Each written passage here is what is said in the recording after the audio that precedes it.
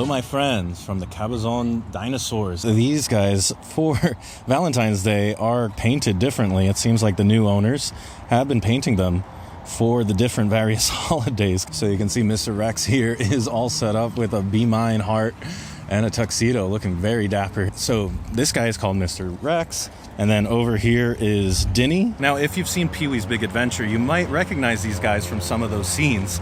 And this location has changed drastically since then, which, you know, obviously it was the 80s. There was also a diner that in 2016 was closed, and you've been here before, and you were saying that it's been changed a lot too, right? Yeah, I've been here quite a few times when I was a little kid, and it was just very in the middle of nowhere by itself, and I think now it's a lot more of an attraction, so they've built around that.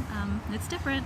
So I did notice that, and if you look behind me, there is a fence around the tail of Mr. Rex. You can pay to go up into the mouth, and I think it's like $15 or something with some other adjoining attractions in there. Here is the shot from Pee-wee's Big Adventure where Andy is chasing Pee-wee, and then here's what it looks like now. It was so cool to see like how the mountains looked a lot closer, and there was nothing else kind of behind the dinosaur. Here's just another angle that I really liked, where you got the bottom of Mr. Rex here, and then in front Dinny kind of doing his thing. I really like the close-up that happens underneath the leg, and I think that palm tree, is that the same palm tree that's right there beyond one of the front legs of Dinny? So now I'm switched over to the Wizard, and this is where the parking lot used to be, so it had a very different layout previously. I think this was 1989, so it doesn't surprise me that it's changed a lot, but it's still cool to kind of see it and compare how much it's changed.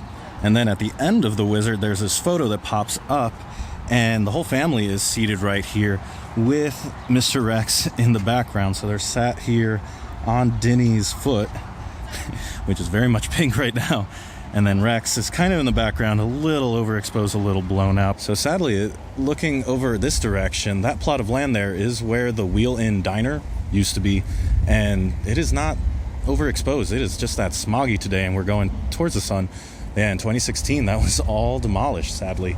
And then if I continue around the corner here, this whole area was built up, and sadly, all of this is closed. I think one of these was like a Burger King or something from when I was doing research for my videos. And then I don't know who this is exactly. Please let me know in the comments if you do.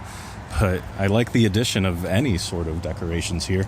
And then, of course, is the gift shop. But before we head in there, I just wanted to talk about first, why did I have any interest in coming out here? Yes, I know the movie Pee-wee's Big Adventure, but like not a diehard fan, not a true child of the 80s in terms of like really loving that one. I just remember getting freaked out by, was her name Big Marge, the truck driver? That definitely left an impression. However, Claude K Bell, the sculptor behind both of these giant dinosaurs, is from Atlantic City.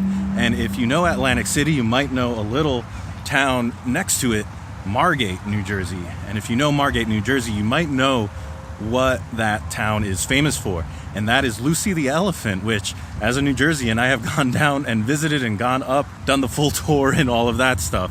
And I thought that was such a cool connection, because who else is going to get the inspiration to create giant sculptures besides a kid who grew up in Atlantic City like Claude K Bell did, seeing and visiting Lucy the Elephant, which was built in the 1880s. And then from there, he started doing sand sculptures on the beaches of the Jersey Shore.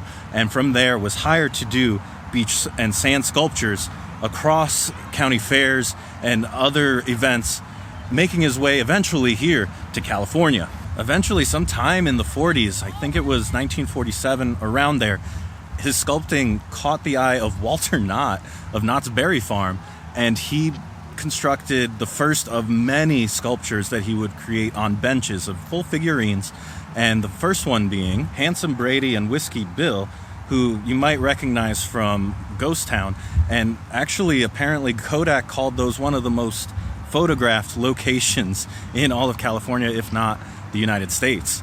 Claude K Bell would then go on to sculpt the Calico Bells in 1954, and those, fun fact, were modeled after some actual Calico Saloon entertainers. He stayed on at Knott's Berry Farm for a while, not just doing sculptures, but also doing a lot of portraits for guests. And if you go into the Chicken Dinner restaurant, you should be able to see a portrait that Claude K Bell did of Walter Knott and Cordelia.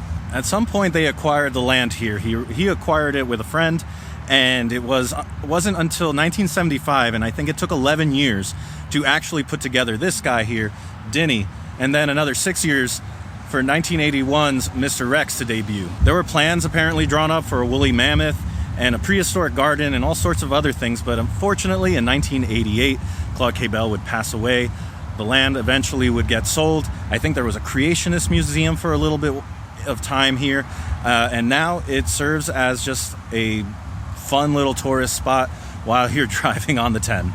But the reason I bring all of this up is because it's just fun to make all of these different connections between the things that you already might know about. I already knew all about Lucy the elephant, knowing that it was kind of like a cultural icon of New Jersey, especially of the Jersey Shore, and to know that this sculptor grew up around there with its influence, then came over and worked at Knott's Berry Farm, which as a theme park and roller coaster fan, you know that you've seen these statues all over. It's just a lot of fun to think that all of this stuff is connected.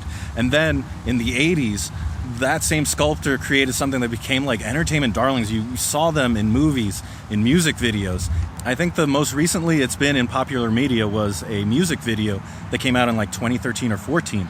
So it would be awesome if any of you creatives out there that are making music videos or movies started including these guys, because as our world becomes weirdly like corporate and homogenized, it's so awesome to find stuff like this still in existence and to celebrate it. And apparently this is where they sell the tickets to go up the T-Rex. And these very much look like the stairs from that movie, The Wizard. Oh, here's a little map of the area. They have a robotic dinosaur museum, fossil panning, the garden pathway. So there's a lot of other little attractions here, but this is just a stop for us, so we don't have much time. This is pretty great, though.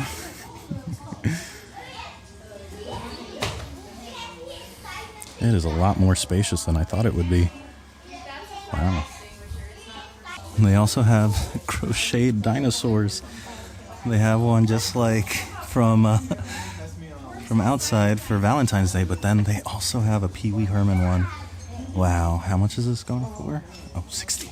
Ooh, if it were a little bit less pricey, I probably would have gone for it. And in the back, they have a whole set of plushies, but mostly these little guys. This one is amazing. All done in the gift shop. I ended picking up a couple of magnets here. I think that's a fine souvenir. But I think that's going to do it for me here at the Cabazon Dinosaurs. So thank you so much for watching. I'll see you next time, and I hope you go make your own adventure. Bye.